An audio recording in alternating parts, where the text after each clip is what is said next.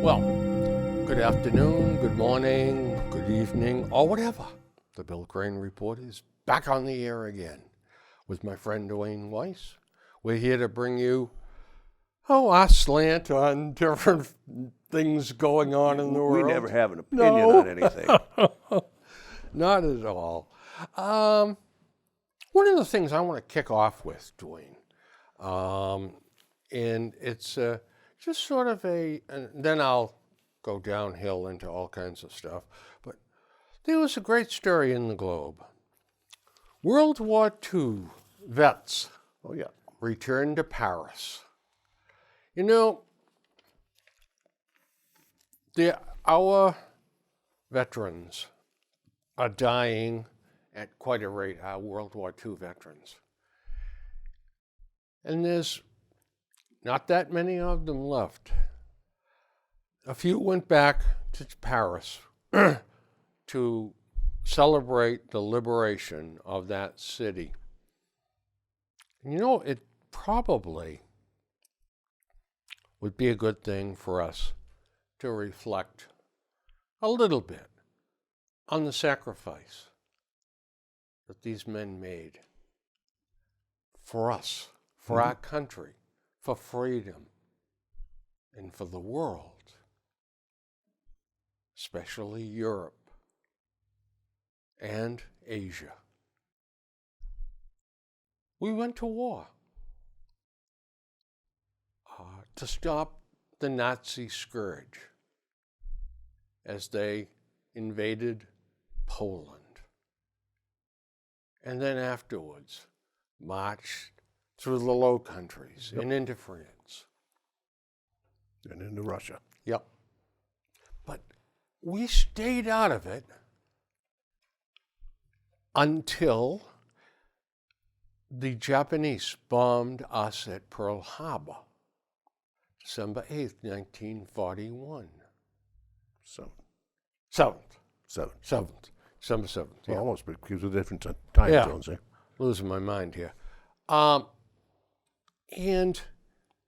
Hitler made the single worst mistake of World War II.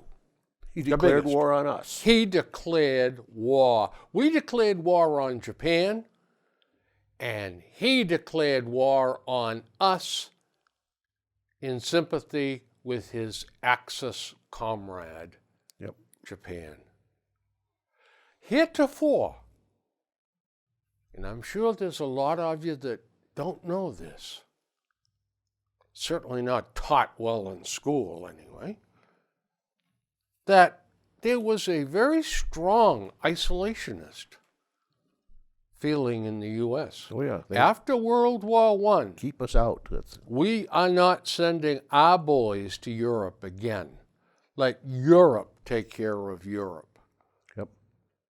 Well, when it was England left standing alone, so it seemed. Literally, that's just about it. Literally. Franklin Delano Roosevelt, who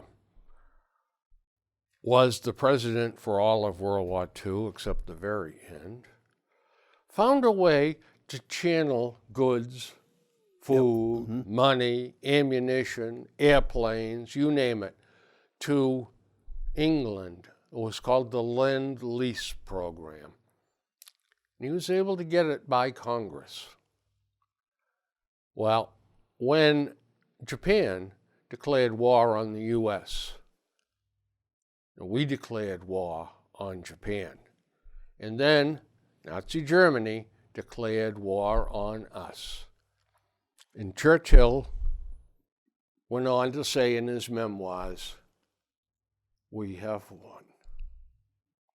We have won. America is coming to our side. We're saved." Well, that was very forward thinking of him. It took us 4 years to do it. We ended up in Europe. We ended up in the Far East.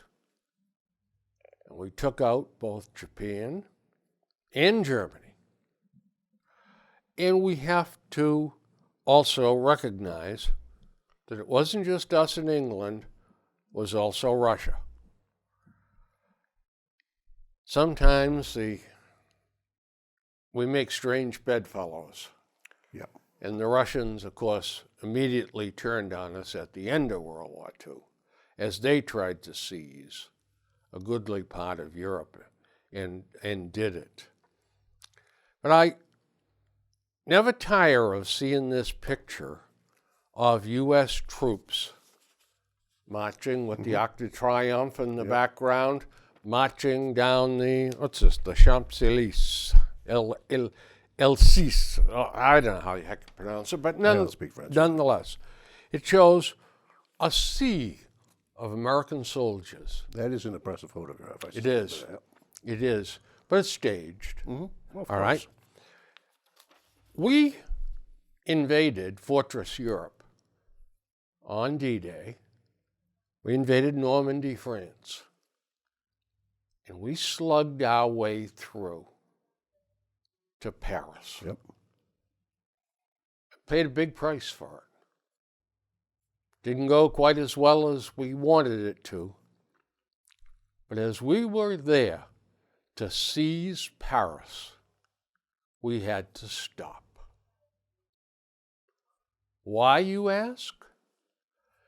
Because Charles de Gaulle, the president in exile of Free France, demanded French troops, with he at their head, enter Paris first. Egomaniac.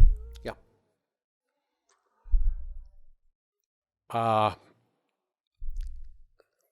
Very, very sad state of events when we had to put our offensive on hold so that he could stage a personal victory. He hated us for generations after Yep. that. As long as he lived, he hated us. Yep. And Churchill hated him. Yep. We hated him. That's right. He had a man that had an ego the size of the island of Australia. Absolutely. But nonetheless, with strange bedfellows like he and Monty, General Montgomery from the Brits, he had an ego also. Was another one. We managed to win. And things were different. That's right. You didn't see people trying to get deferments and hiding behind this and hiding behind that. The day after Pearl Harbor, I understand there was lines at these recruitment centers. Round the block, down the road, people were just in droves trying to sign up. Hell, it was 14 or 15-year-olds trying to convince them that they were 18 and trying to get in. Some of them got in, too. Some got in. Well, you're absolutely right about that. There was an outpouring of patriotism. We were attacked. And these young lads were not going to stand for it. Yep. They went and joined. Too many of them died in the effort. But in the end, they did a grand and glorious and courageous and selfless thing. I'm afraid that the memories of World War II, for example, are going to fade away with the young people that we got coming today. Yep. They don't care. They don't want to know about it. They don't give a damn. That's right. Yeah. Oh, I agree. I agree. The price that these guys paid. How would you like to be in combat for 4.5 months? 6 months. I remember I had a friend, Teddy Boyce, worked with me at the Foxborough Company. And I talked to Teddy a little bit about it. He was willing to talk about it. He was a good guy. And, you know, my questions weren't terribly deep. But what was it like, Teddy? Well, he said, Bill, he said, as the winter set in, you got cold, and you stayed cold until the following spring. Yep. You were tired constantly because you didn't get to sleep. Yeah, sometimes we laid down when it got dark. Some of us had to be up, though, watching things. Mm-hmm. You were always hungry. Yep. Even though they did the great job of trying to feed us. Always dirty. Always dirty. You know, when you go 4 or 5 months without a shower Yep. or a bath or whatever. And he says, after a while, Bill, you just don't care. Yep. You just exist. And you exist. Yep. And you do what you gotta do. And he said, I saw Patton. He came by and he said to me, how you doing? And he just kept right on walking. And I said, old blood and guts. Yep. And Teddy said, yeah, his guts and our blood. That was a famous quote. But, you know, when it was all over, our guys came home. And they were never the same. Never. Combat does that to you. Wake up at night screaming. Yep. Sometimes it lasts all your life. Sure it does. They never get rid of it. Yeah. At least they recognize it today. It's got, Yeah. It's got a name. There's some treatment available. You In know, those days, they didn't know what the hell it was. VA was created. And VA housing came to fore. And schooling. Veterans preference. Yep. We set up all these things for our boys. Still couldn't properly pay them back. No. And today, they want to get rid of things like veterans preference. Yeah. You got like Mayor Walsh in Boston. He doesn't want even the city to hire. Yeah, veterans, I know it. veterans. I know it. Well, I'll tell you what, that's going to cost Marty at the ballot box. I think so. He I may hope so. think that he's, the left is not going to support him. He's he is a rank and file hack As long as he politician. fits their mold and to their advantage, he's fine. Yep. The second he doesn't, he's gone. Out the door. Yep. And it's going to happen this time. I predicted Ayanna Pressley was going to be the one that was going to do it. Or somebody like her. But somebody like her. Yep. There's a lady, Chang Diaz, who's the president of the council, the Boston Correct. City Council. Let me tell you, she's getting plenty of face time. Yeah, she's another Looney Tune. Yep. But she's getting plenty of face time. And let me tell you, she's young, she's attractive, she's articulate, and she will knock his doors off. Yep. One more thought, too, on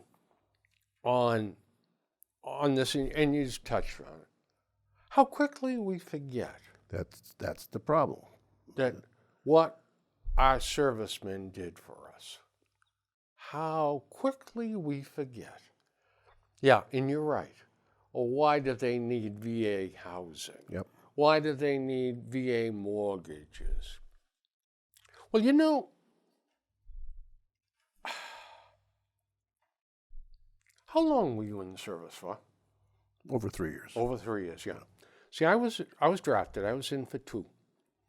But we went, Dwayne and I, in the service. Because it's what we did. We all did it. Yep. Grumbled about it, No, it didn't.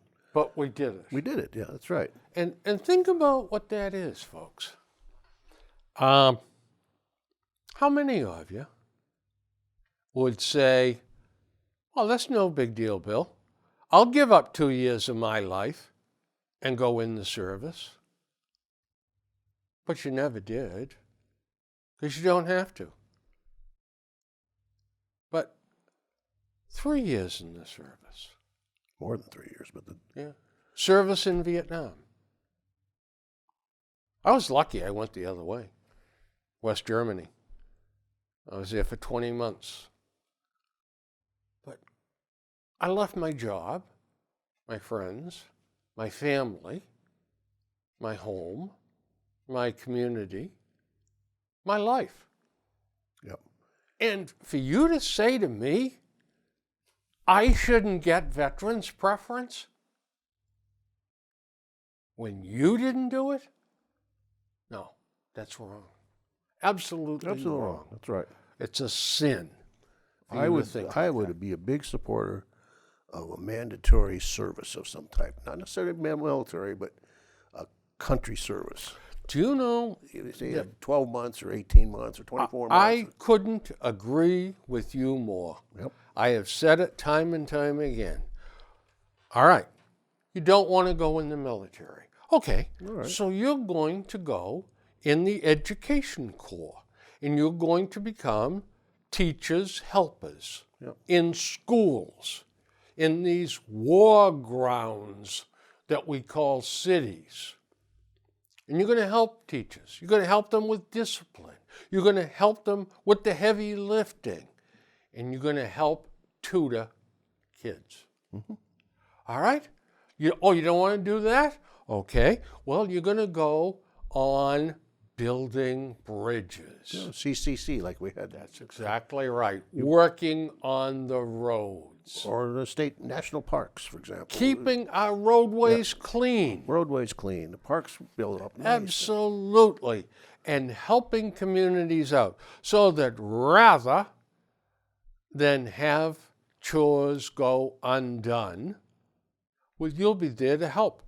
The nurses go into a nurses' corps, all right, and become nurses' aides, or become a nurse. Sign up. This is done in some countries. It is. Israel does it. Yeah. Switzerland does it. My sister Kathy signed a deal with the VA. We'll give you 4 years of nursing college. You give us 4 years of work. Yep. And they paid her. And Yeah, I had that opportunity. I didn't do it. yeah, When I was graduating from college, the deal was that if I would go get an MBA, the VA administration would pay for it, but I had to spend 6 years as a hospital administrator in the VA. that's better than a poke in the eye with a sharp stick. I was a damn fool I didn't take it, Yeah, I know. because it turns out these people, these administrators in the hospital fields make a lot of money. Let me tell you something else. Oh, please, Billy, have your right notebook with you.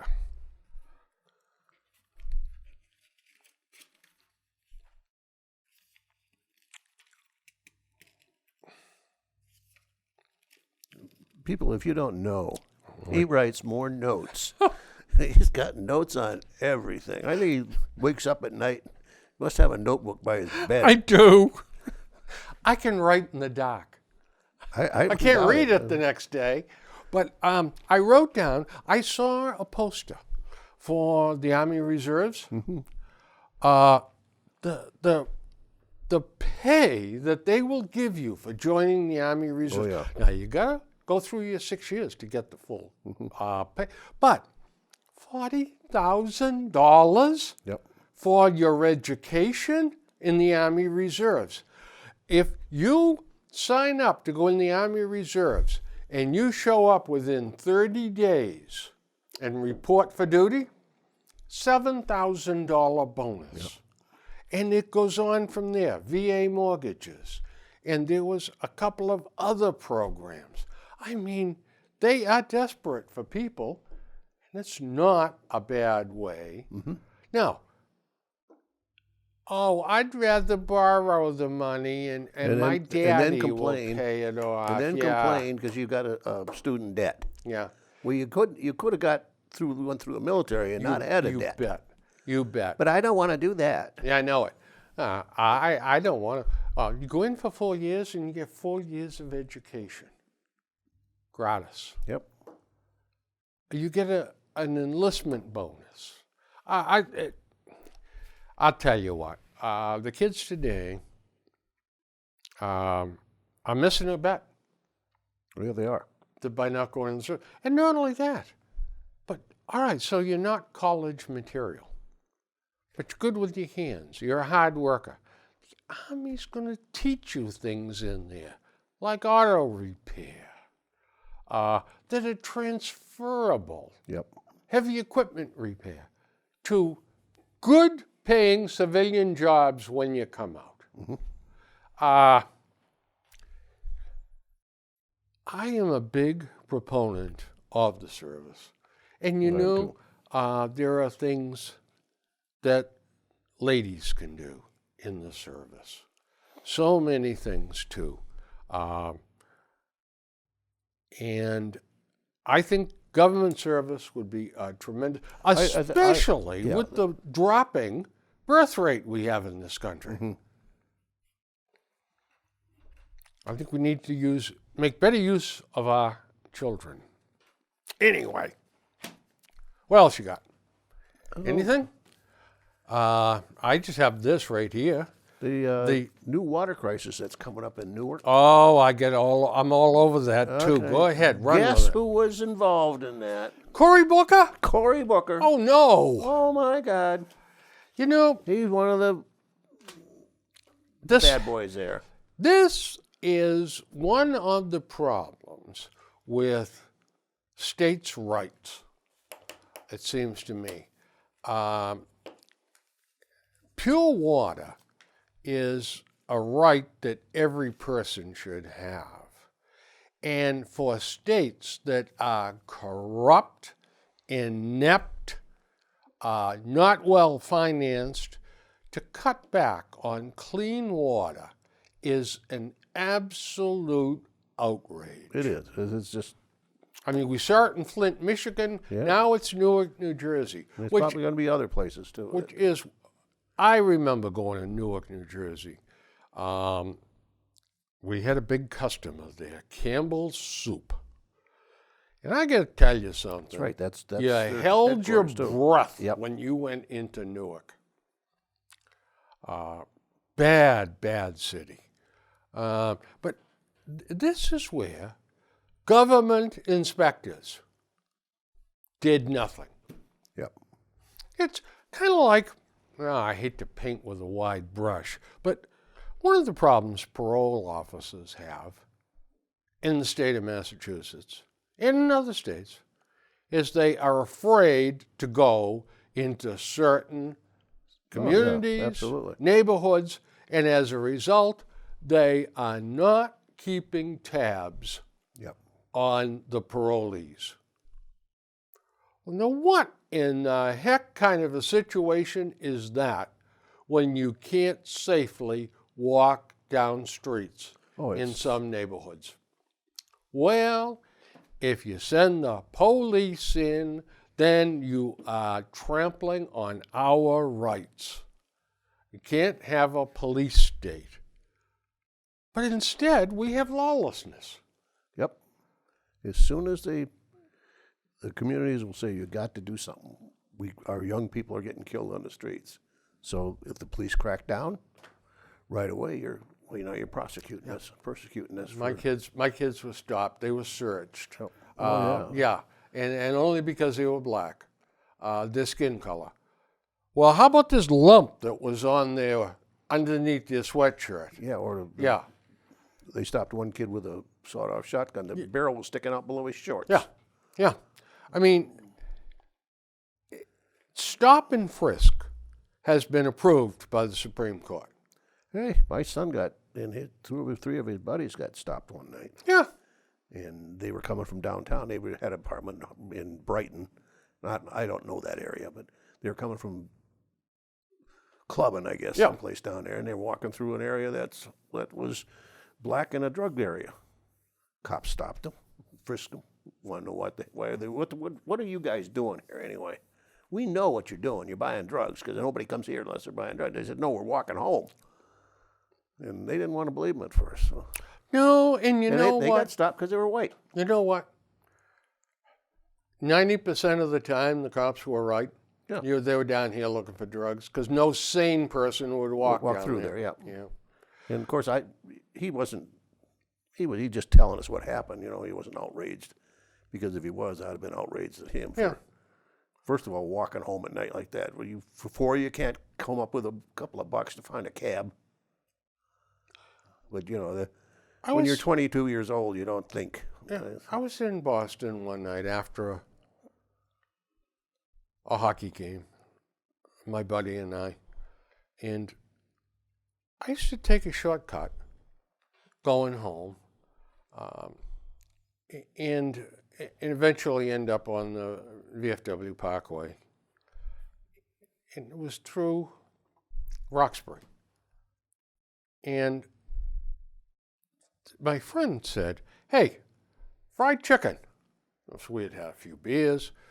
Fried chicken and a cup of coffee. How's that sound to you? Sounds all right.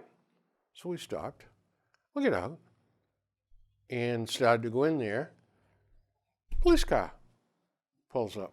Yep. 2 cops jumped out. "Hey, what you guys up to?" Yeah, And just coming home from the hockey game, and thought we'd the big fried chicken sign there, like the Colonel's, and a cup of coffee, and he said, "Go get it someplace else." He said, "What are you, crazy?" You know, and oh yeah. I don't know. We ended up one time in Chicago where we shouldn't have been. This was the National Hardware Show, and and a guy from General Electric, he had their booth next to us. He said, "You want to go to a Blackhawks game?" I said, "Yeah, great." He says, "Okay, I got a couple of tickets. GE had them." So we took a cab over there and went to the game. It was a long ways from where we were downtown. Yeah, West Madison Street, somehow, I think. It's on, yeah. But, geez, we went out and we said, "Well, game's over, we'll just get a cab." There weren't no cabs. No. There weren't anybody. And we're standing there, and finally somebody come along, and this guy says, "What are you doing here? You know this is not safe for 2 guys like you." He meant white guys. So he said, he took us over to, it was a bus driver, and he took us over to onto the other street, and he said there was a bus stop shelter thing there. He says, "Sit in there, not out, and wait for that bus to come." So, you know, of course, at this point, we're looking around. We didn't know what was going on. Finally, a bus comes along, and the driver says, "What are you two doing here at 11 o'clock, 12 o'clock at night in this neighborhood?" He says, "Get in here," and he says, "Sit right behind me. Don't even go to the back of the bus any place." He says, "Sit right behind me and keep your mouth shut." He says, "I'll get you back downtown." This is America. Yeah. Yeah, it's unbelievable. One of the things that really drives me crazy is the left. The specter of the opposition party rooting for a recession, Oh, yeah. which will hurt President Trump's reelection chances.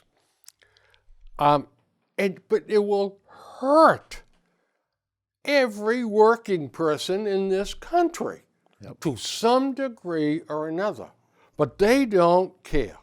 No. No, they don't care at all. And They only want to defeat the president that they hate. did you read your Globe today? Did you read the letters to the editor? Yeah. There's one in there that sounds like a threat. We got to get rid of Trump at all costs. No matter what we got to do, we got to get him out. He cannot continue in that office. Yeah, I may even have it right here. It's almost like he's saying, well, somebody better shoot him. Yeah. It's ridiculous. But I can't believe we used to have an opposition party. Yep. All right? Tip O'Neill would come over and visit with President Reagan, or vice versa. They'd have a couple of bourbons on the rocks, talk about things, and then, all right, tip, time for supper. All right, Mr. President, we'll talk to you tomorrow. But then in the papers, it was, well, I'll tell you what, I got to get the president squared away. And then Ronald Reagan was, we've got to find a way to work with the Democrats, blah, blah, blah. And then they'd get together after supper or after work and back to being decent with one another because they were both decent people. Yeah. Well, today you can't. No, you can't. There's too much hatred. It is brutal. By the way, all the news that's fit to print. Yeah, New York Times. I spend 2 hours every day watching Fox Business Channel, drinking my pot of coffee, and reading 2 newspapers. Yep. That's probably more than 2 hours. But journalism is not hitting all-time highs in Boston. No. Here's quite a story from the Herald this morning. It says, shark feasts on whale off Duxbury Saw that Bridge. news. Friends, look at the print. Look at the size of the story. And tell me that this event needed to be reported on at all. Sharks have been eating whales Yep. since time began. Sharks eat seals. That also makes the newspaper too. Oh, shark catches seal on Wollaston Beach or some such nonsense. There are so many other stories that need to be reported, that need to be told. But they waste time. I mean, they might as well say, oh, Billy Crane and Dwayne Weiss went to the Olive Garden yesterday for lunch.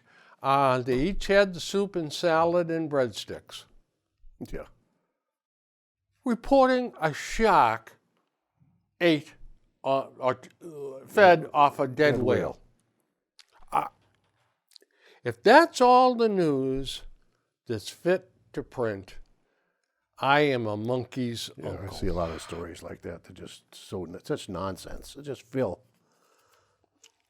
This Frederick Hewitt from Cambridge writes letters to the Globe occasionally, and he blasts air conditioning in a warming world as being a selfish act. And I'm not going to read it to you because it is nonsense. Being forced to turn up the air conditioning to be comfortable in an overheated climate is just another byproduct of misplaced priorities and an economy that needs some serious rethinking. Yep. Shame on us for wanting to be cool. Last year, 2017, the last two full years ago, 28,466 people died of fentanyl. Yeah, I guess that's probably, I don't know, but if that's what they say, it probably did.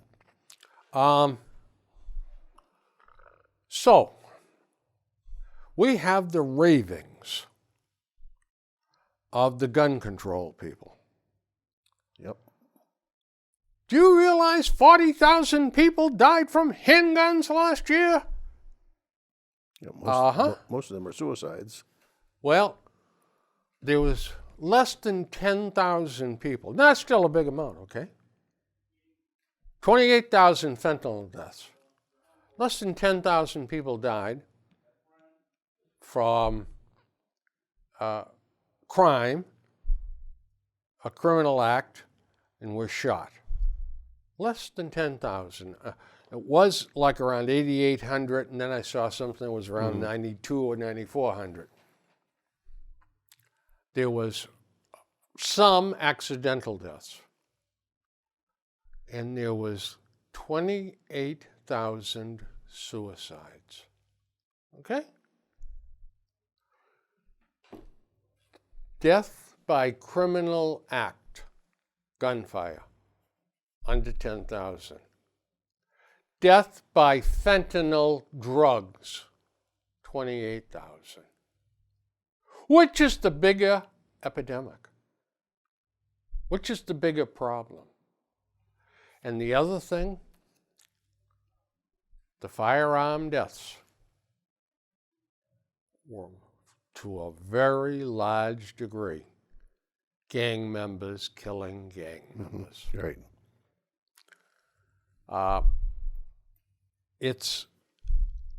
We're made to believe that there's this terrible, terrible epidemic, and yet the deaths by criminal firearms have either stayed steady or gone down. Fentanyl goes through the roof, and we don't talk about it. Yeah. There's a program on TV called Drugs Inc. Yeah. It's been on for quite a while now.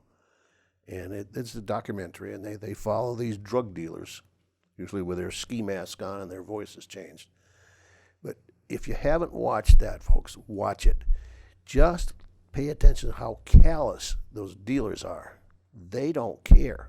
They're there to make the money. They'll kill you just by. There was one last week. He had heroin, and he's mixing up his heroin and cutting it, whatever. And he says every once in a while he had a thing of fentanyl, and he'd mix some fentanyl in one of the heroin doses. Now he has his own name on his little packs of heroin. Mm-hmm. I forgot what he called them, but it's his own trademark. He said somebody said something about could somebody die from that fentanyl. He says, oh, very likely. He says, I hope they do. And they said, well, you do? He says, well, absolutely. But he says, when one of the guys ODs, he says, the whole druggie community know about it, and that's the one they want. He says, they want something really, really strong. So he said, if somebody ODs on one or two of mine, that's perfect. That's why he's doing it. Now, here's a guy that he didn't give a damn if somebody died or not. He just wanted the underground publicity that his stuff was strong and potent. Yeah. But, the people that's using it, be damned. They don't care. No, and you know what? We talk about these young men, gang members, criminals, with guns.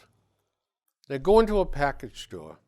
They hold up a 62-year-old clerk. Yep. He doesn't move fast enough, so they shoot him, and he dies. He dies in a criminal activity. How many people die from that drug dealer you just talked about? Yeah. And those people, when they die, are just as dead as the person that was shot. They didn't want to die. Mm-mm. We treat gun deaths totally different than we treat drug deaths. And I, for the life of me, do not understand it. I really and truly don't. The other thing too, if you look at the murders that are perpetrated that use a gun to kill people, if you look at those murderers, there are no licensed gun holders. No. No. A bloody well few. Yeah. There are no NRA members. Nope. There are no hunters and sportsmen. They're criminals. Unlicensed criminals. Many of them file off the serial numbers on them, so they can't even trace the gun. But yet, the actions that the people that want to curtail the right to carry arms and to own arms are targeting legal gun owners. Well, you can't have more than buy more than one gun a month. You can't own more than 12 guns. You can't have more than 12 in your possession. How many do people need? Well, if you're a hunter, a couple of shotguns, a couple of different rifles, and handguns, a couple that are to carry, others for target practice. And not only that, but some of these guys are collectors. Yeah. And if they're properly locked up and properly stored, what difference is it how many of the guns they have? Do people go into your home and say, I want to look at your jewelry, how much you got? I don't know. To me,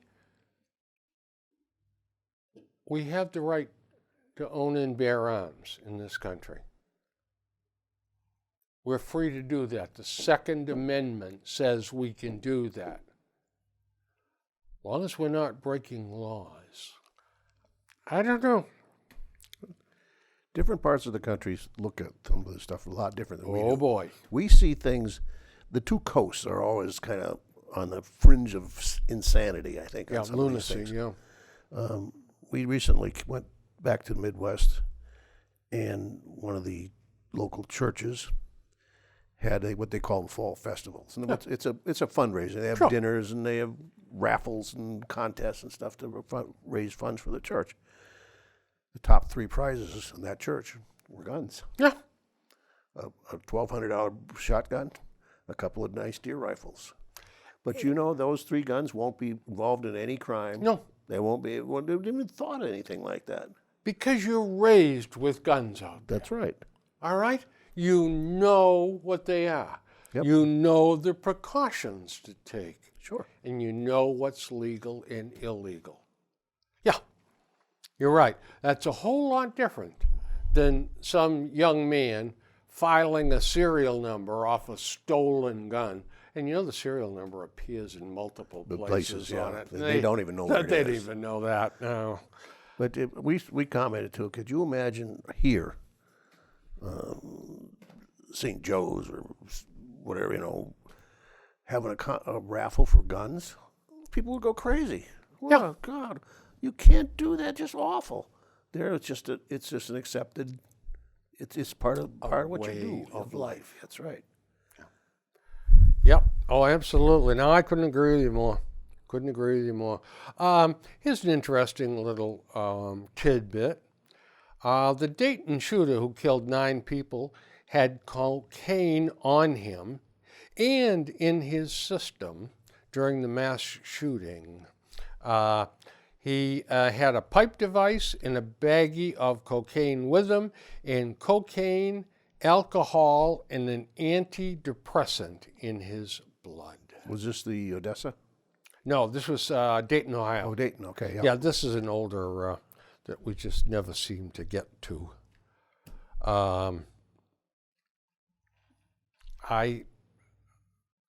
It's the. I don't think I'll go there. Let him rest in peace if he can. Fentanyl is at an all-time high in fatal ODs. Now, fentanyl, is up. The first half of 2019, it's up 89% from the same period in 2018. Yep. Unbelievable. And you're right. It's another high. Just keeps on. They keep on going after the ultimate high. Yep. Oh, exactly. And the whole thing that one of these articles that we were talking about before, about who they're going to go after next on their lawsuits, they said also that the opioids that Johnson & Johnson manufactured did a lot of good, or do a lot of good. There are people that are in terrible pain, that this helps relieve their pain, helps them live a normal life, as normal as you can when you're in that kind of pain situation. But manufacturers are going to be afraid to manufacture this kind of thing anymore. And you're not going to get relief pain taking a couple aspirin or Tylenol. It ain't going to work. Yeah. And doctors are not going to put their job No. on the line. No.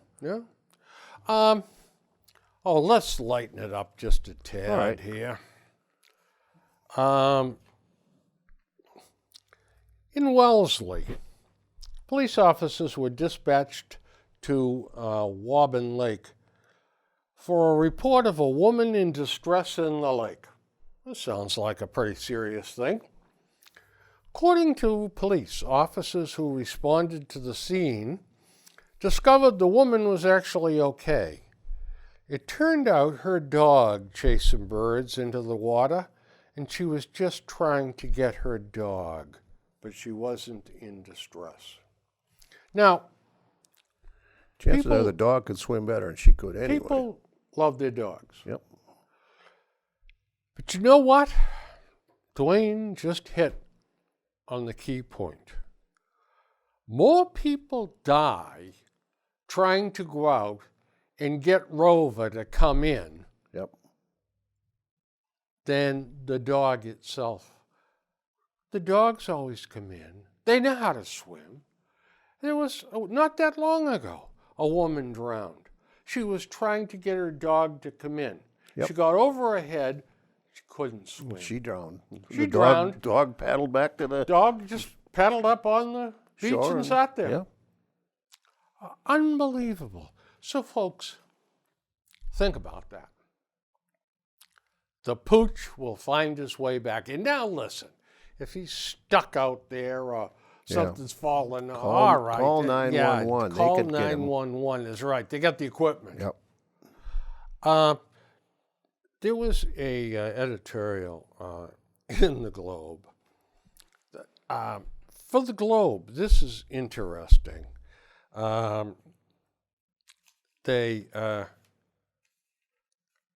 a minute. Now this could be the Herald. I'm sorry. They talked about Jonah Goldberg's editorial, kind of dissing the president a little bit.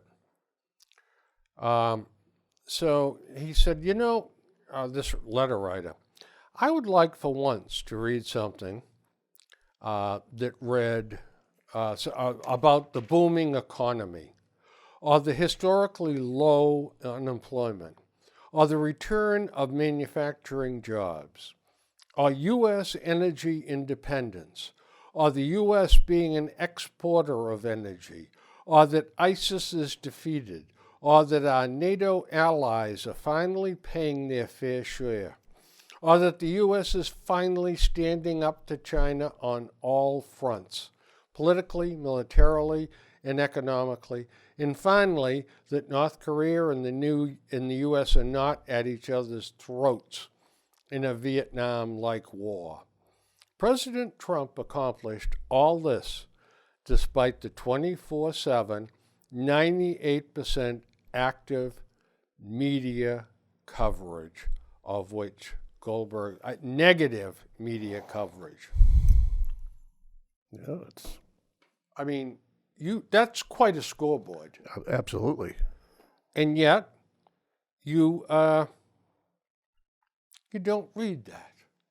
No. You read a picture of a woman with her child down at the wall in Texas, and you read something that is purported to have happened, when in fact it never did. Well, we accept a lot of things that we see in the newspaper and the media as true, but a lot of this is not. It's not true, is right. If some of it's out and out lies, and a lot of it has got spin to it. It wants you to believe something else than what really is. Yeah. I guess was Bill's looking for something. I had lost this, but we came back from vacation and I saw this whole ad in the Boston Globe. And it says in the top, we, the undersigned, will not stay silent in the wake of the recent verdict in the Boston Calling case that we believe will have a chilling effect on our democracy. So I had been following that case about these two union thugs that were shaking down this Boston Calling people. And I thought, oh my God, they must have been found not guilty. They got away with it. Well, here to come find out, they're complaining because they got found guilty. That's right. Two thugs shake down these guys that are trying to put this Boston Calling together. Yep.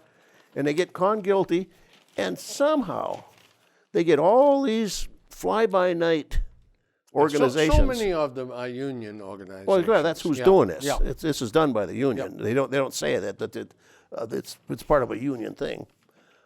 And here it is, just the opposite of what I thought was common decency. But no, here's the best part, and this surprised me. Boston Globe writes an editorial about this, and they say, wrongful conduct by a public official, how difficult can that be to decline? Then along comes the Boston Calling case, sending Boston city councilors and a host of activists into a tizzy, insisting that the conviction of two city hall officials / thugs on extortion charge would put garden variety advocacy at risk. The majority of the Boston Council can't tell the difference between extortion and advocacy. That's true. They can't. It is. They were threatened with no permit That's right. unless they hired, like there was 8 union workers and a supervisor. And a supervisor on that. Yeah. And this was at the 12th hour. Yeah. Oh, yeah. Yeah, I think it was the day before. Mm-hmm. Oh, you don't have the permit yet? Well, you're not going to get it unless you hire.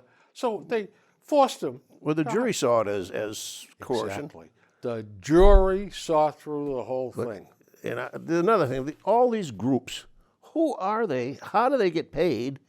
And where their source of funds? Yep. There's hundreds of them here. I tell you, you're absolutely right. And they were outraged. Oh, my well, God. They're trying to pressure this, I believe, the judge to throw the verdict That's out. right. They are. So here we are, more pressure politics. I'll tell you. And you know what?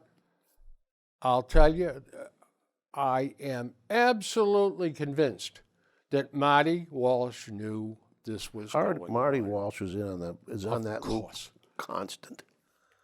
Listen, they wouldn't dare do it without Marty. I wait for the giving them day the when okay. one of these groups wants to put on a fundraiser of some kind, and Marty's boys come and say, well, you got to hire this guy, you got to hire this guy. And they're going to scream bloody murder. So now, with these people being found guilty, now they're screaming the rights to advocate Yep. for union workers has been abridged. Yeah, well, It's eroding away. By the way, we got 5. the mass highways rate among the worst in the U.S. That's a shocker. The state ranks number 46 for performance and cost effectiveness. I'm not going to plow through this, folks, but we have New York, Rhode Island, Alaska, and Hawaii are the ones with worse roads than we have. But I'm going to hone in on something. Have you ever been to the next friendly little state to our south, Rhode Island? Plenty of I times. get down there lots. Yep. You come back into Massachusetts. Massachusetts welcomes you on the right, that sign, and they plant shrubs around it and flowers. Boy, oh boy, it's great to be in Massachusetts. So then you come up to a rest stop. They accidentally or stupidly built 2 rest stops within 5 miles of each other. Oh, yeah, that's That another was one. brilliant. Yep. You got one shut down. Yep. The other one is out of service. And you know what they've got? 5 porta potties. Yeah. Oh, yeah. It's Massachusetts welcomes you. yeah. That's some welcome. 5 porta potties. You go to any other state in the union, you got clean rest stops all along the way on all the interstates. Yep. Yeah, Massachusetts. We are really a welcoming outfit. I tell you. Well, Logan got ranked right in there with them. They're the fourth worst airport in the Yeah, country. yeah. Behind places like Newark. By the way, William Gross, the commissioner of Boston, police commissioner, rants and raves that there is got to stop. This stuff has got to stop. These shootings have got to stop. These killings have got to stop. Here's one. Man shot in front of T bus riders. Oh, yeah. 20-year-old is left in critical condition. Right, broad daylight. Yeah. Just- What's the police commissioner going to do about this? He's going to rave again. You know what? Stop the words. Stop the hot air and do something. Yep. Vote out people like that Rollins. Yeah. And you know what? She's got to go. Absolutely got to go. Well, the jobless rate is the lowest in 49 Yep, years. that's right. Anybody that wants a job can have a job. Well, folks, I'm going to end up real quickly now. Senator Warren has apologized for missteps on her ancestry. I want to say this, like anyone who's been honest with themselves. I know I have made mistakes. I am sorry for harm I have caused. I have listened and I have learned a lot. Damage control. This is the phoniest apology. Absolutely. But she's such a pander. Yeah. Why didn't she go into the reasons she did it? By the time you see this, the next debate will have been done.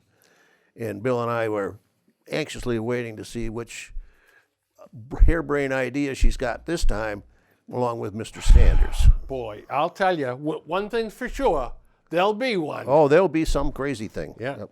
So, And folks, it'll cost more than our gross national product is.